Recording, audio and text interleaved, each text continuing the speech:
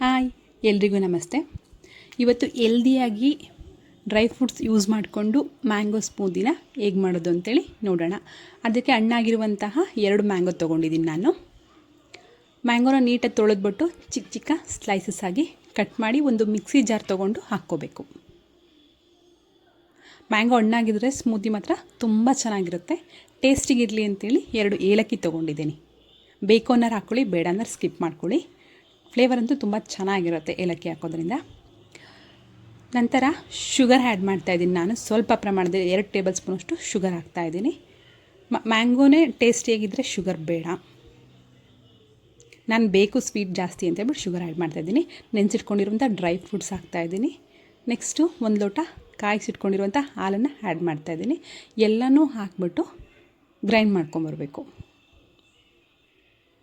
Grind ಮಾಡಿದ ನಂತರ ಬೇಕು ಅಂದರೆ ಹಾಲು ಮಿಕ್ಸ್ ಮಾಡ್ಕೊಳ್ರಿ, ಸ್ವಲ್ಪ ತುಂಬ ಗಟ್ಟಿಗಿರುತ್ತೆ. ಇಲ್ಲಾಂದರೆ ಸ್ವಲ್ಪ ನೀರು ಮಿಕ್ಸ್ ಮಾಡ್ಕೊಳ್ಳಿ. ಈಗ 1 ಗ್ಲಾಸ್ ಸರ್ವ್ ಮಾಡ್ತಾಯಿದ್ದೀನಿ. ಸೂಪರಾಗಿದೆ ಮ್ಯಾಂಗೋ ಸ್ಮೂದಿ. ಸ್ವಲ್ಪ ಮೇಲ್ಗಡೆ ಟೇಸ್ಟಿಗೆ ಅಂತ ಮ್ಯಾಂಗೋ ಆ್ಯಡ್ ಮಾಡ್ತಾಯಿದ್ದೀನಿ. ಜಿಯಾ ಸೀಡ್ಸ್ ಹಾಕ್ತಾಯಿದ್ದೀನಿ. ನೆನೆಸಿಟ್ಕೊಂಡಿರುವಂತಹ 3 ರಿಂದ 4 ಅವರ್ ನೆನೆಸಿಡಬೇಕು ಜಿಯಾ ಸೀಡ್ಸ. ಬಾದಾಮಿ, ಪಿಸ್ತಾ ಎರಡನ್ನೂ ಚಿಕ್ಕದಾಗಿ ಹೆಚ್ಚಿಟ್ಕೊಂಡು ಹಾಕ್ತಾಯಿದ್ದೀನಿ.